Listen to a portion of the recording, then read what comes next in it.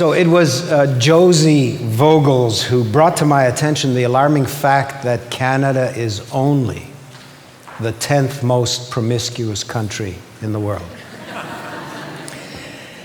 The winner, apparently, the veritable capital of bunk, is the UK, which personally I find hard to believe, actually, followed by Germany and the Netherlands.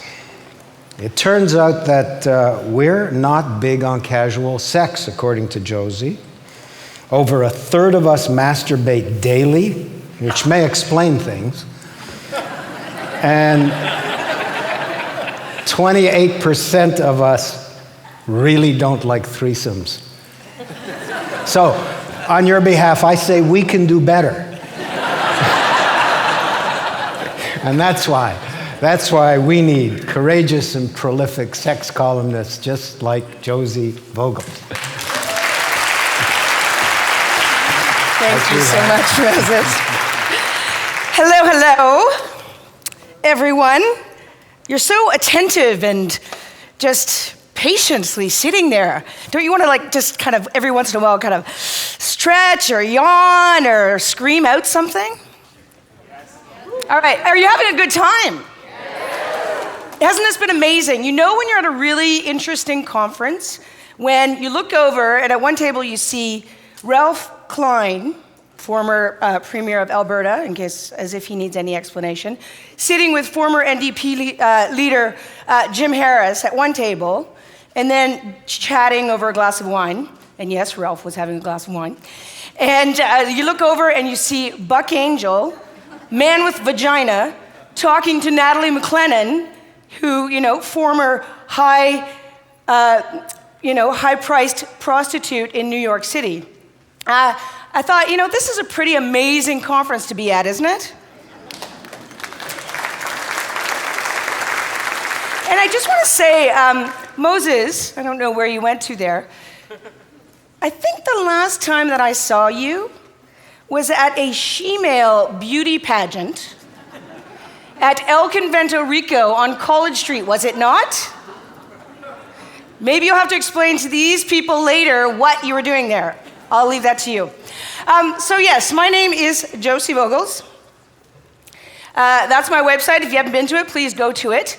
I have been working as a sex columnist, sex writer for many years, 16 in fact. I often get referred to as the Carrie Bradshaw of Canada. Everyone here know who Carrie Bradshaw is? Which is wonderful. I mean, as a self-promoter, self-marketer, in Canada, you're always trying to get attention. And when the media gives you a lovely little marketing soundbite, like the Carrie Bradshaw of Canada, it even has alliteration. If I was, living in Lithuania, it wouldn't quite be so catchy, the Carrie Bradshaw of Lithuania. But as the Carrie Bradshaw of Canada, it's great because everyone immediately sort of gets what you do in a way, because it's such a realistic version of what I do. But what's funny about it is I think why that title sticks is that in a way, Carrie Bradshaw and Sex and the City is really only, at least certainly in the last number of years, it's becoming more so now, but at the time was really only the solo pop culture sort of even reference point for what I do. And there was, just really weren't a lot of women writing about sex. There wasn't on television. There wasn't a lot of sort of female discussion about sexuality and what women really talked about, and people really tweaked to that. So I was quite flattered that I was associated with that. I will say, though, however, that at the time in 1994, when I did start my column, the climate was sort of a little bit different than it is today. At the time, I was working at a little weekly newspaper startup called Our Magazine in Montreal. I don't know if Albert Nurnberg is in the audience, but he was there with me. And I was the arts editor, and the three boy editors that I was working with, well, they were men, I will give them that, they asked me to come up with a weekly column. I thought my girlfriends were having all these great discussions about sex all the time. That's all we, talked about it a lot of the time when we weren't sort of practicing our blowjob technique on bananas or whatever phallic object was available. So I thought this was pretty neat information to share, so I came up with the idea of a sex column.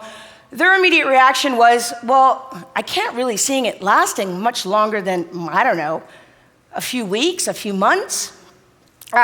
Sort of, typical, perhaps boy reaction, excuse my reverse sexism, but the idea, that it couldn't really last that long and that there wasn't really, much sort of maybe foreplay, couldn't really extend the act too long, certainly no cuddling afterwards. So anyway, 16 years later, a number of books, television show, radio, many different columns. Certainly, it has managed to last, which I'm very proud of. But it was interesting because in 1994, there weren't a lot of feminists writing about sex in popular culture, in mainstream media, that's for sure.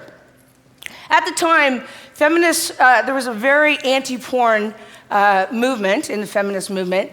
Most feminists really didn't admit that women had sex, much less liked it.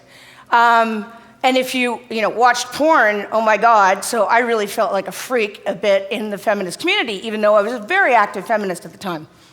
So it was kind of a weird time, but kind of a ripe and ready time. And it was interesting when I started writing about sex because a lot of people immediately reacted to it and they said to me, well, my background was journalism. I had done a lot of writing about women's issues. That was kind of my area of specialty. And they said, well, as a sex writer, aren't you worried about getting pigeonholed? And I thought to myself, it used to piss me off when people said that. Because I thought, you would never say the same thing to, say, a political writer, or any journalist who was an environmental writer, though at the time they were kind of an anomaly at the time too. But it was this kind of idea, and it struck me when every time I look at the big ideas slogan in this conference, and we often focus on the big ideas, and politics is serious. But when you talk about sex and relationships, it's kind of trivial. Who cares? Guarantee you, if you put people in a room, one room, and then you say, this room we're going to talk about politics, this room we're going to talk about sex. Well, I kind of think you're going to get, if not as many, more people in the sex room. And I think that little ideas, well, they're not really little, because sex and relationships, our interpersonal relationships, how our sexuality affects who we are as an identity, how it affects our politics is absolutely crucial. Anyway, that's a bit of my rant. But as for my life and Carrie Bradshaw's life, well, certainly, we just went shopping for shoes at Winners. I don't own a pair of Manolo Blahniks, that's for sure. And my life's a little different, but equally interesting.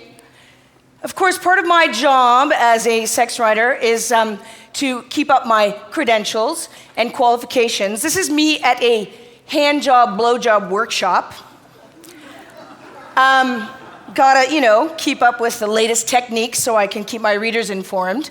I even have an official Josey Vogels has completed a hand job, blowjob workshop card that I carry around with me just in case anyone needs me to whip out some credentials. Then, of course, there's the charitable work. I don't know if any of you are aware that I, in fact, hold the title still as Canada's top masturbator. Thank you very much. Thank you. It's past now, but if you want to mark your calendars for next May, May is Masturbation Month. And every year they have a masturbate-a-thon where they raise money for sexual health education. I raised the most of any one individual, $1,500. I think it was 6 hours and 9 orgasms, or 9 orgasms in 6 hours. I can't remember exactly. It was a while ago. But I even have the bumper sticker to prove it. Good Vibrations, a very awesome sex-positive sex shop in San Francisco, in case you're wondering. So that's some of the fun stuff I get to do. Then, of course, I get letters. Dear Josey, can I find my G-spot using Google Maps? I get, in fact, actually, probably the most common question I get is, what is the weirdest letter you get? But I do get some odd ones, you know. You always get the, like, guys, can I stretch my penis by hanging weights on it kind of stuff. Guys are always obsessed about it, making it bigger, longer, or whatever. Really, meat, it's not the meat, it's the motion, as we gals like to say. And you know, for heaven's sakes, if you've got a dildo stuck up your butt, do not sit down and write a letter to me. Get yourself to an emergency immediately. But honestly, all the letters really boil down to this. Two things is what I really think they all essentially boil down to. Am I normal? And is everyone else having better and more sex than I am? So let's look at am I normal? Trust me, in 16 years of doing this, having interviewed people who dress up like a donkey and live their lives that way and have sex with other people dressed up like ponies, to people who get off on popping balloons, to people who have the most vanilla sex lives, people who are asexual and don't have sex, there is no such thing as normal. And I don't know if Buck is in the room. There, hey, love Buck. As Buck talked about yesterday, as soon as you let someone else define your normal, it messes you up. And it's a waste of time, is it not? Honestly, as long as you're not harming children or animals, and there's consenting adults involved, you define your own sexual normal, as far as I'm concerned. As for the second question, is everyone having more and better sex than I am? What was it? I think it was Moses was quoting someone who couldn't make it yesterday, talking about the fact that 52% of women basically have a lousy sex life or don't care about sex or something negative about like that.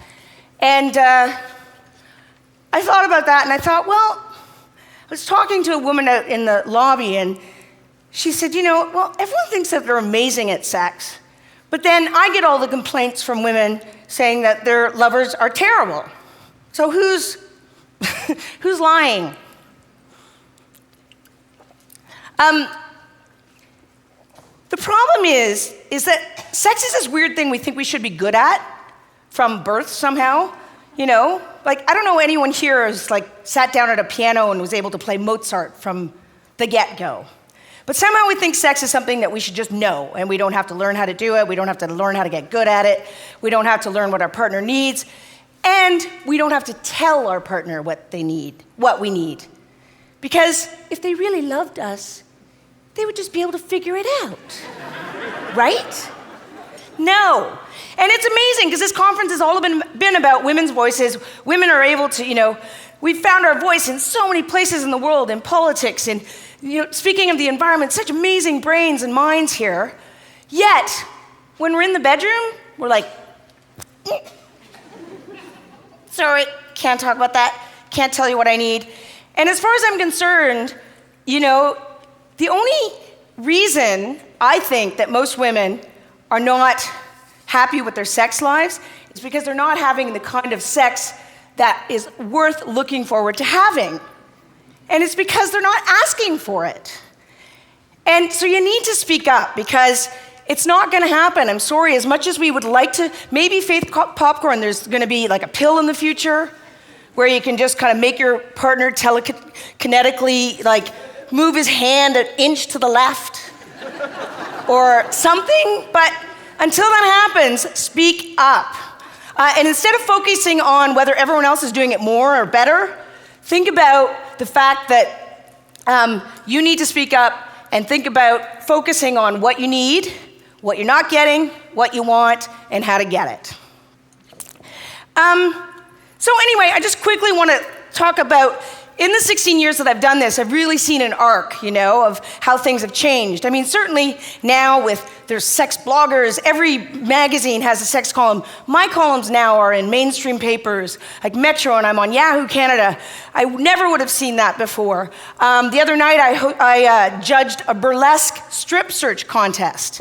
And this is not like your burlesque of, back in the day of vaudeville. This is like new burlesque of women shaking their booty up there, feeling fantastic about themselves, no matter what their body types, no matter what their sort of feelings were about their sexuality. This was like a freedom and an unleashing of a sexual confidence. It was wonderful to see.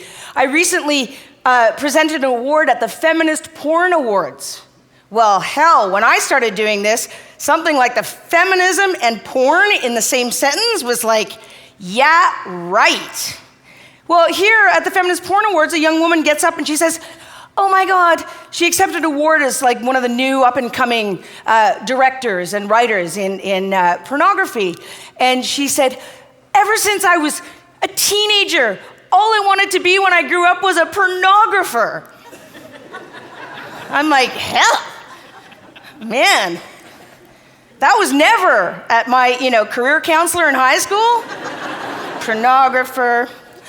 But there's been, hey, when's the last time you were at a mainstream conference where there was a dude with a vagina up on stage? But there's other conservative elements. Yesterday we heard Bridget talk about her film about Playboy and the reactions she's getting from some outlets where they just said, no freaking way, we're not touching it. Recently here in Ontario, we saw sex education, being sort of shut down, or the idea of like teaching, oh my God, a little girl that she has a vagina and she could call it a vagina was just too much. What, do you teach your kid that their elbow is like their bobo?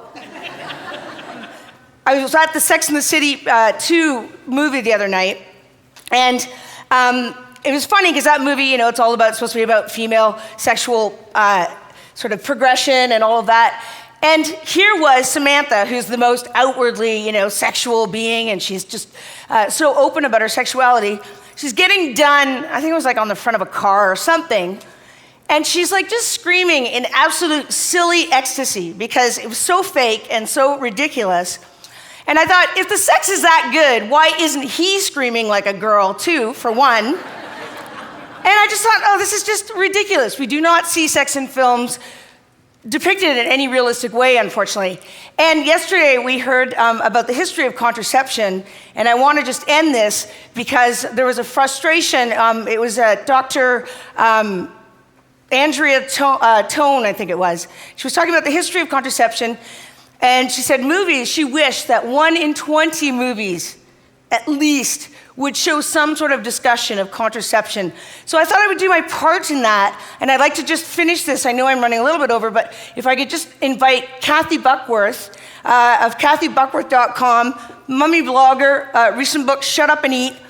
Also Natalie McLennan, who's apparently been reading me since she was 10, which both makes me feel old. The fact that she went on to become an escort makes me feel kind of guilty.